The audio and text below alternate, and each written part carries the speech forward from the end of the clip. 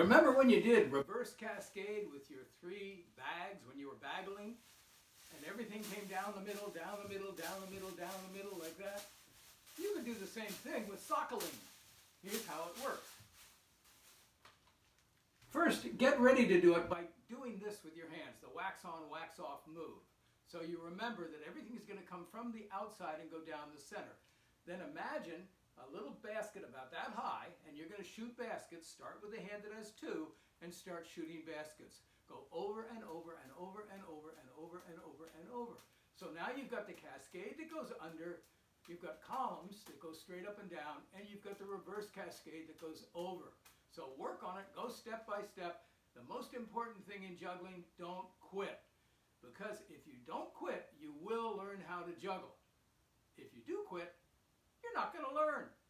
So go step by step, stick with it, and don't quit. Thanks a lot.